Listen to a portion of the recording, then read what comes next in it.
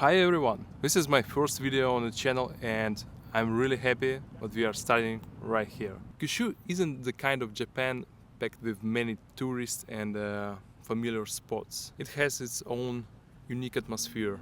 Let me show you why I think so and why in my opinion this place feels really different than any other part of Japan. Just thank you in advance and let's start.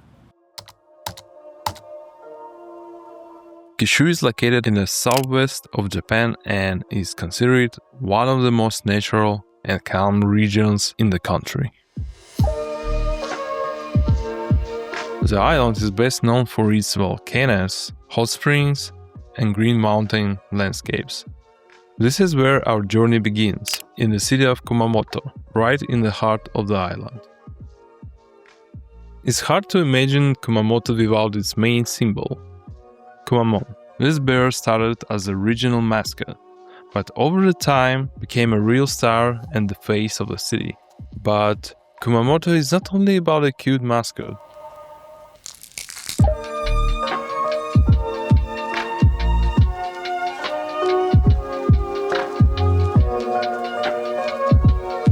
The main landmark of the city is Kumamoto Castle. It's often compared to Osaka Castle, but the feeling here is completely different. No big tourist crowds, no rush, and because of that, the place feels much calmer and more authentic. For many travelers, Kumamoto is mainly a transit point. From here, it's very convenient to reach Mount Asa, one of the most famous natural sites. But this time, our schedule was limited and instead of Aso, we chose a different direction.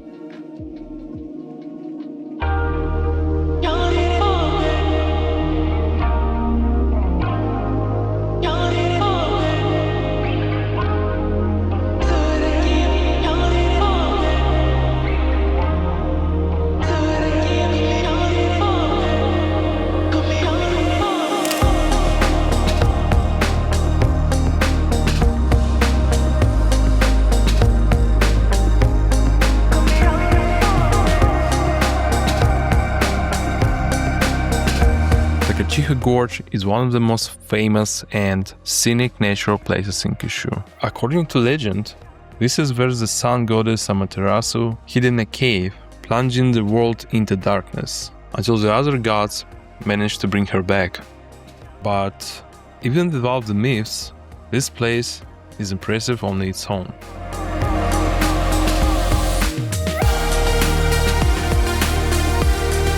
A long walking path runs along the gorge, and honestly, it's pure joy.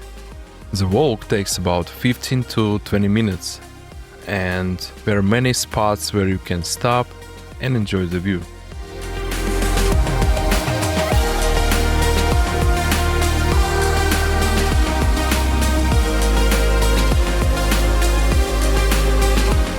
Overall, Miyazaki Prefecture felt very special to me. There is something unique about the nature here. Calm, alive, and very natural. It's easy to be in a sync with it.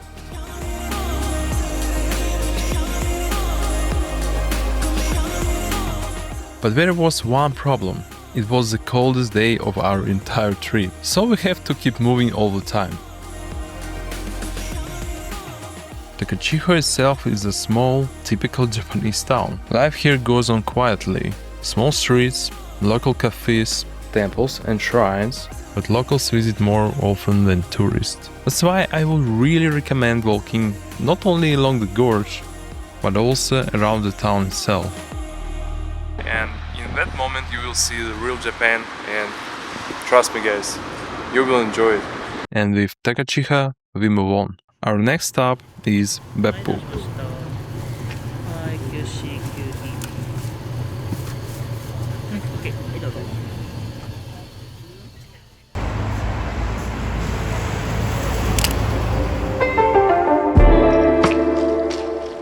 It's one of the most famous onsen cities in Japan and probably the main symbol of hot springs in Kyushu. Beppu is best known for the so-called Hells of Beppu. These are several geothermal hot springs with boiling water, steam and bright colors. Places meant more for viewing than for puffing. We started with the most famous and impressive ones, and honestly, just turned out to be the highlights. After that, the others don't surprise you as much. That's why I would recommend starting with the first spots, and then continue only if you feel like it.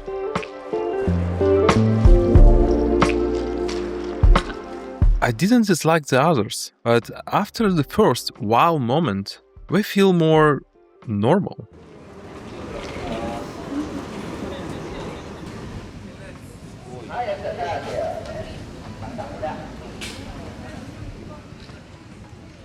In one of them, were even crocodiles just chilling. It's probably better not to disturb them too much. After that, we walked for about 40 minutes to reach the last two spots. Honestly, this part could be skipped.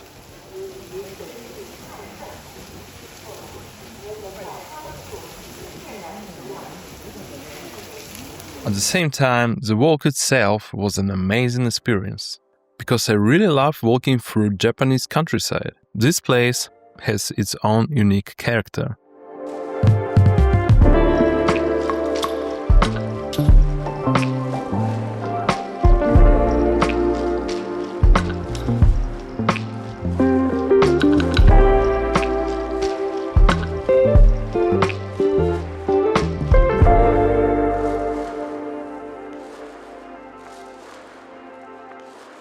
I realized one important thing. Beppu is not only about them. It's a seaside town that at first glance doesn't feel like Japan at all. Palm trees, yachts, it feels more like a resort than a classic Japanese city. I'm not sure, I don't think so. I'm not in Japan. I'm somewhere in Turkey or Europe. And that's probably why Beppu stayed in my memory. Very close to Beppu, there is another place, completely different in mood, but just as special.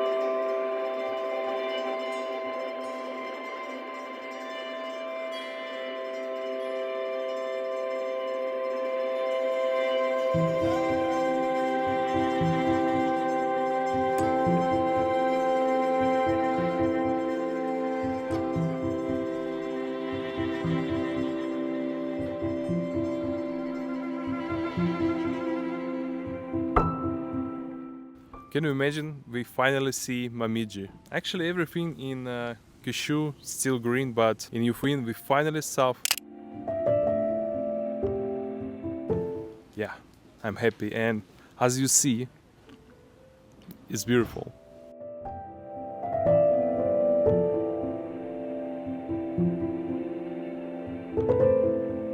Yufuin is very easy to reach from Beppu. By car it takes about 25 minutes. We went by train and the trip took around an hour. And honestly, the journey itself is already an experience.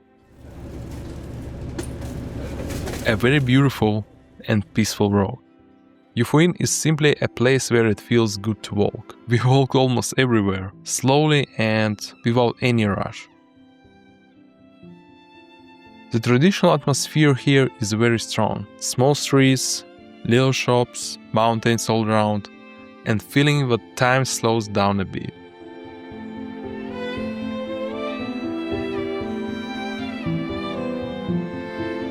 Another thing that really stands out in Yufuin is the number of retro cars. There are many old cars. There are quite a lot of people here, especially during the day. But compared to Kyoto or other extremely popular places, it still feels comfortable and not overwhelming.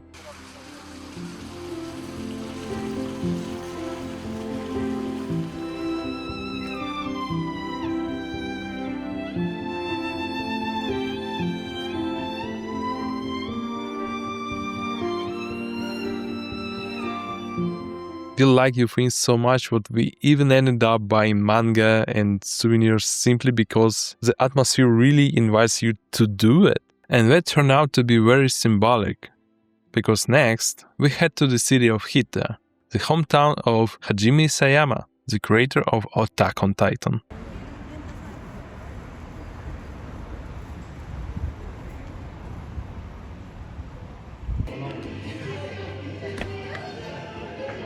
This is where Hajime Isayama, the author of Attack on Titan, was born and raised. Today Hita is a true home base for Attack on Titan fans. But Hita is worth visiting not only because of anime. Very close to the town, near the dam, were statues of the main characters. And that's where you really feel the scale of the place.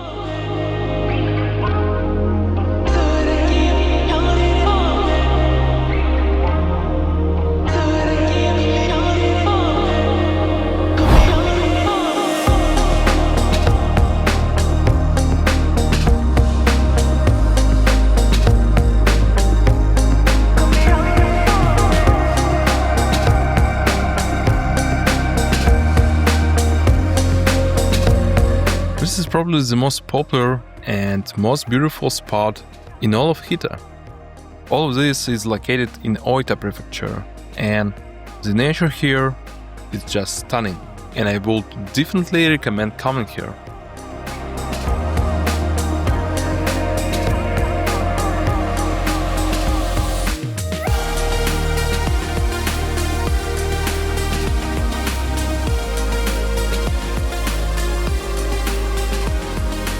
After that, we visited what is probably the main museum dedicated to the manga. For Attack on Titan fans, this place is must.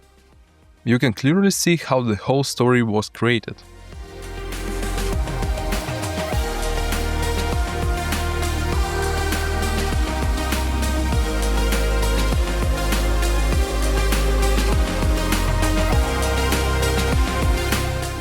Even if you are not an Attack on Titan fan, Hita is still a great place to visit.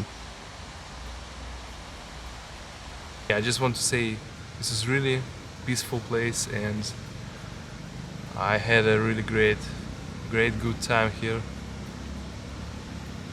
I didn't expect it.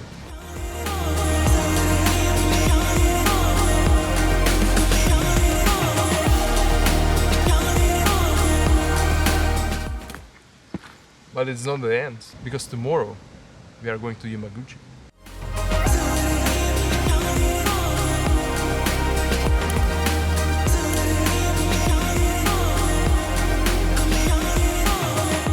See you soon, guys. Bye bye.